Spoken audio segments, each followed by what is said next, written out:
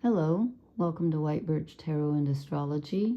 This reading is for Scorpio, Sun, Moon, Rising. You might also check, if you know your planets, you might check wherever you have Mercury, Mars, or Venus.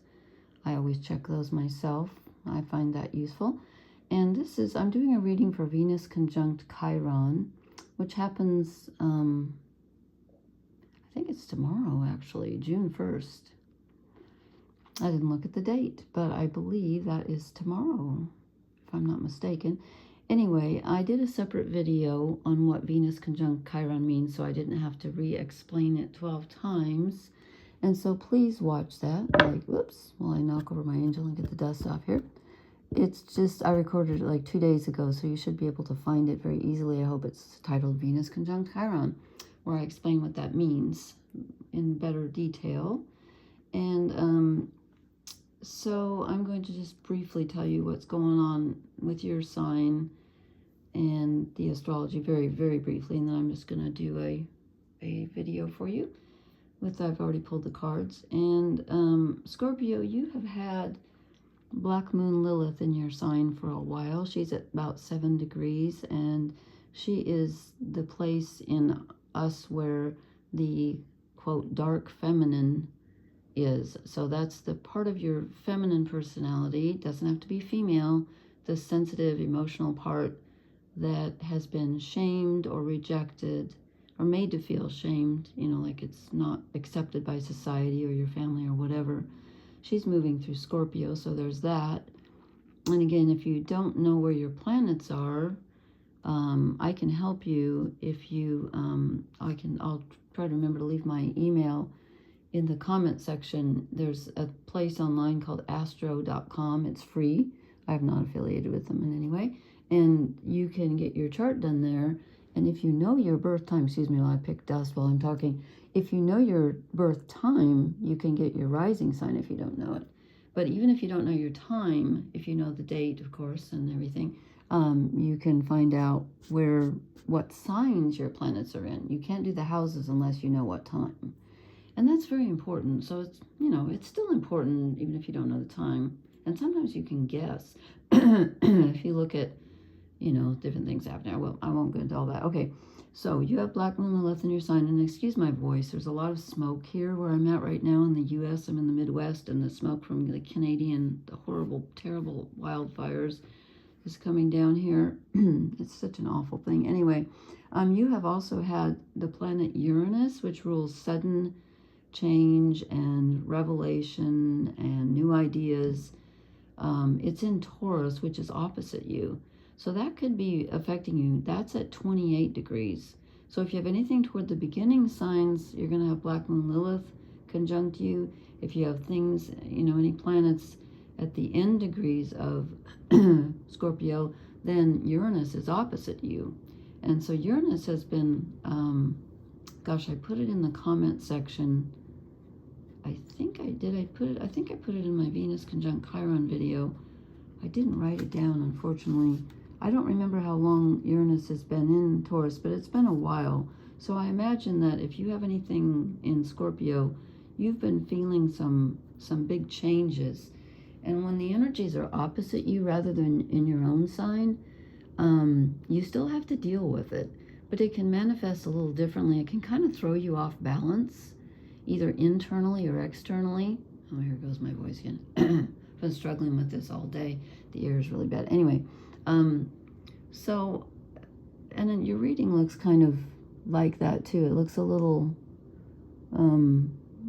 challenged in the balance department here. So let's just see what we get. But I can just see that you might be struggling with things, in the outer, but in the inner as well, trying to get a nice balance and achieve equilibrium. So let's see what we've got here. So I did the Cross of Truth, and then I pulled some shadow cards, and I might pull you an oracle card, or we'll just see where we go here. But this is you. And when I first saw this, I thought, okay, you're working hard at something, clearly. And then after looking at the other cards, I think that what you're working at, I think two things, one of two things. Either you're working hard to distract yourself from your emotions, or you're working hard to try to balance your emotions and deal with them. And it's a very difficult job right now. Oh, here goes my voice. Well, you'll just have to put up with me croaky. Because the rest of the reading is more emotional than this. So, but you're putting a lot of effort into something, and it could be just that you're trying to keep your act together, I don't know. Or you're just working, like I said, to distract yourself. Because I asked, what do you need to let go of? What's holding you back here? What do you need to let go of, really? What do you need to move away from? And I get the Four of Cups. So you've been feeling emotionally unfulfilled, kind of blah, kind of bored. And that's pretty unusual for Scorpio, because that's a very emotional sign. So this is telling me this is what you need to let go of. You need to find something to revive your emotions. You're feeling kind of flat. And sometimes the Four of Cups can even be ignoring something emotional, like refusing to look at it, refusing to feel it. And you need to not do that. That's what the cards are saying. And then I asked, what do you need to move toward? And you get the Wheel of Fortune. Okay, so you need some change. Now, the Wheel of Fortune is generally not something that's under your control. It's generally, you know what? I've got a book for this deck. I mean, I know what it is, but I just want to see if there's any. Sometimes you look at something and they have a different interpretation, and I just want to see what they call it here. This book is a little difficult to go through because here we go. I just want to see if they have a different interpretation that's anything. Surprise, change of fortune, unexpected turn of events, good luck, progression, windfall, measurable time or natural cycle, upturn of the wheel, improvement, after struggle, obstacles give way and plans engage, breakthrough and movement, blind fortune, chance, moods of fate, surmounting difficulties, wow, relief from another's oppression, can herald random change, neither sought nor deserved, reminding us that fate sometimes rewards the unworthy while denying those deserving of luck. Okay, so it really can turn either way, but I'm feeling, from the rest of your reading, I'm feeling like this is going to actually be a turn for the better. That doesn't necessarily mean so, but I just wanted to verify that. I mean, they can't change the meaning of the whole tarot, so I just wanted to see what they said. But the Wheel of Fortune is generally what it looks like. It's as we call it, dumb luck. In other words, something changes, but it's not usually something like this person's working hard, but he doesn't really affect the change. It's the change happens. So when I see this in front of you, what it's telling me is you need to be flexible and be able to flow with the change that's coming. Okay, and again, this is for Venus conjunct Chiron, which has to do with relationships and healing your basic wound, your biggest wound, which we usually get in childhood. So I talk about that in the video. But so I think what this is telling me is that you need to be flexible because change is coming. And as I said, with Uranus opposite your sign, I have a feeling you've probably had a feeling of change and things being out of your control for a while now. And again, I looked up all the outer planets to see when they went into the signs they're in now and when they change. And of course, I forgot it because I didn't write it down. I put it on my... I did too. I wrote it somewhere. Let me see. It's from the back of this paper. No, that would be too easy. Well, anyway, it's on one of my videos. I will look for it and either repost it or tell you where to find it. So change is coming. And I feel like since this is what you need to let go of, I feel like this is going to be a welcome change. I do. Because this is your challenge. I said, what challenges you? And 2 cards came out. First, we get the 3 of Swords, which is heartbreak. So this is in your radar because it's your challenge. So there's some hurt. And again, like I said, this reading is for Venus conjunct Chiron, which means putting loving attention and, you know, nurturing, either you nurturing this wound, this basic wound that you have, that we all have, whatever your deepest wound is. Venus conjunct Chiron means you're putting the energy there, or others are helping you.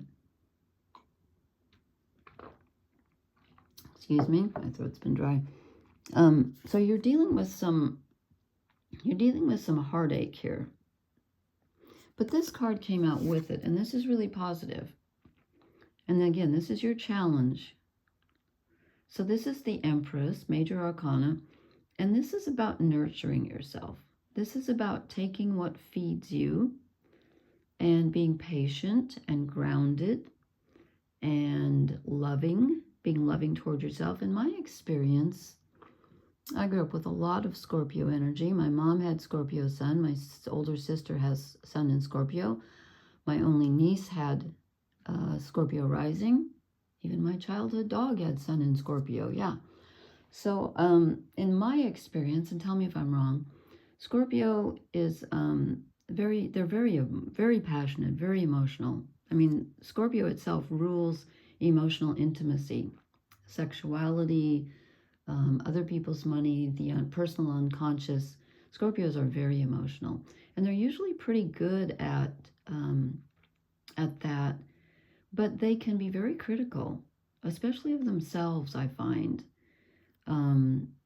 So this is a challenge for you to be loving toward yourself and to ground yourself, to help yourself grow, and to help yourself deal with, oh, wrong card, where did I put it? To help yourself deal with this hurt that's coming up. And it's probably coming up, as I said, because Venus is conjunct Chiron, and also with Black Moon Lilith in your sign. That could be part of the challenge too. And with Uranus opposite you, you know, this can come up rather suddenly. That could explain the Wheel of Fortune, why things are feeling a little out of your control as far as luck goes. But this wound is coming up, as it has been with everybody. And so your challenge is to draw on this part of yourself, the earthy part of yourself, and be loving to yourself and nurturing and grounded. You know, Scorpio is a water sign, and water is complementary to Earth. That's why Taurus is opposite you. Taurus is Earth. And but Scorpio is also a fixed sign, which means that it's in the middle of a season, and it's very stubborn energy, as is Taurus, what's the sign opposite you, because the opposite signs are alike because they're complementary, but they're opposite too.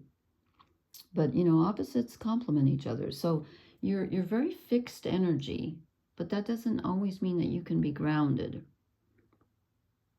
So you need to find that grounded part of yourself. It's there. And again, this is feminine energy. It's the Empress. So it's nurturing. It's not about going out and fixing things. It's about sitting with your heartache and loving it into healing.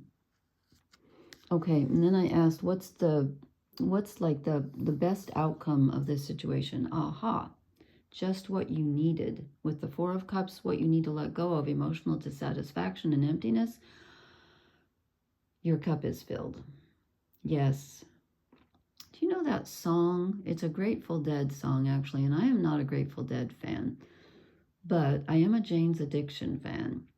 And I've probably mentioned this song before, but there's a song called Ripple that Jane's Addiction covered, and I mentioned it not long ago. It's a beautiful song. I love that song, and I love the way Jane's Addiction does it. It's just gorgeous. But every time I see this card, I think of that song. So have a listen if you haven't, but you have the opportunity here, if you can let this this Empress energy in and love that wound and love the heartache, you know, and be open to it. Let it heal. It can heal, and then your cup can overflow. You can be emotionally satisfied again. This is a beautiful card. I think I would almost rather have this card than anything else, truly. It's a really good card. So, you know what? I think a change is coming for you. It looks like you've been kind of stagnant and dealing with this hurt. you've got an opportunity here to really have a change here and have your cup feel full for once, because this looks like it's been kind of empty for a while. And then this is what I drew for your shadow cards. We get Temperance. And in a way, Temperance is about filling your cup. In the Rider-Waite deck, you know, it's the angel pouring water from one cup into another.